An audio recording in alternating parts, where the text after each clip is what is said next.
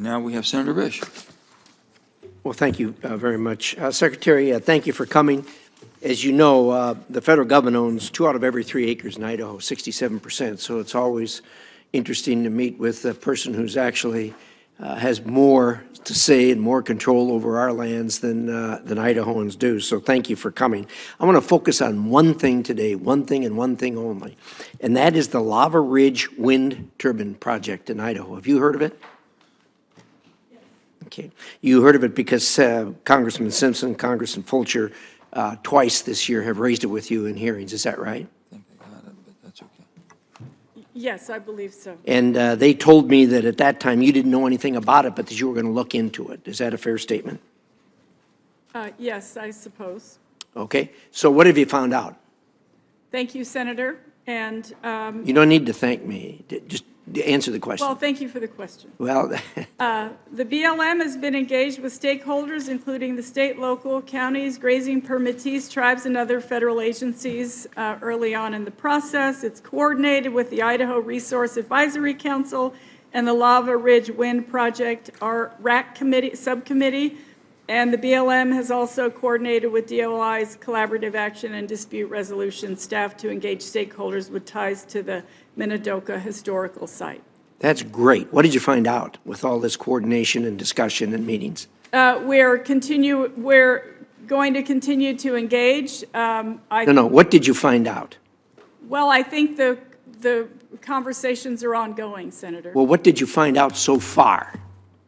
Nothing? The conversations are ongoing. What did you find out so far? I don't have a complete readout of all the meetings. Give me an incomplete readout. What did you find out so far? Well, I think they're gaining insight into how the community feels and what they have to say. And what have you found out so far? Senator, I'm happy to update you as the All right. time goes. Let me help you out here. So try to get you some information on this. Do you know how many acres are involved in this? I beg your Do you pardon? know how many acres are involved in this? I don't have the number of. 146,000 acres. You consider that a fairly significant piece of real estate? I think 146,000 acres is a large acreage, yes. It is. They're talking about 378 turbines. The smallest ones are just slightly bigger than the Statue of Liberty. The largest turbines are, have you ever been to Seattle? Yes, sir. Seen the space tower? Or the Space Needle? I don't think I've seen Space Needle, but. Well, the Needle, whatever it's called, the building, the big tall building there. No, I have not. Okay. Well, the largest turbines will be 100 feet taller than this structure in Seattle. Right now I know the administration is interested in renewable energy, and I think everybody in Congress is also. This will turn out about 1,000 megawatts of power. Idaho already puts out 75% of its energy generated using renewable power. And it's a combination of a number of things, falling water, nuclear, and other things. It's stunning to us that you would think of 144,000 acres for 1,000 megawatts. And let me tell you why. We're in the next 24, 36 months, we're going to be turning on 3 small modular reactors, 36 acres.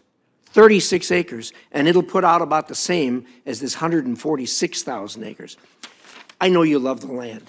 Everybody does. I want you to take a quick look at this picture of a rendering of what the landscape out there will look like. Ayla, could you hand that to her for me, please? And I want you to look at this closely.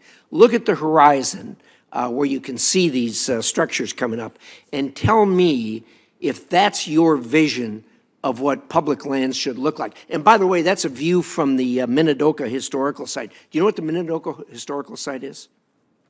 I have not been there, Senator. Do you know what it is? It's an historical site. Well, let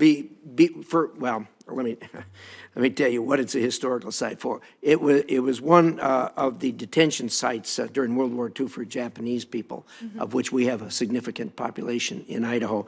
This land means a lot to them. This is what it looks like from there. Tell me, look at the horizon and tell me, is that your vision for what public lands should look like? Senator, did you say this is a rendering? It is. So they superimpose those on? Exactly. By looking at that, you can stand at the historical site and look to the horizon and see what our public lands will look like on this 146,000 acres, as much as is that your vision of what public land should look like? Senator, I think there's a lot of visions for public lands across. No. Don't give me that. Is that your vision for what public land should look like in America? Senator, we have millions of acres of public lands all over the country, and they all look different. Do you like that? Senator, I understand what you're saying. I want you to know that we care deeply about we listen to people. We get their input. I'm glad you're listening to people, because let me tell you who you should be listening to. First of all, you have a Resource Advisory Council, a RAC committee there, do you not? Yes. Do you know what they've said about this? Your council, you know what they said unanimously about this? Please tell me, Senator. Don't do it. We have a legislature in Idaho, Republicans and Democrats. They passed a resolution in both the House and the Senate, unanimously bipartisan. You know what they said? Don't do it? You got it. That's exactly what they said. There's a resolution by the 7 Idaho counties that are involved in this. All 7 of them passed a unanimous resolution. You know what they said? Don't do it. There's been letters signed unanimously by the Friends of Minidoka and the larger Japanese American community inside and outside of Idaho. And you know what they said? Don't do it. You've received a letter from myself, the governor, the rest of our delegation, and we've said the same thing. Don't do it. So let me close with this. Don't do it.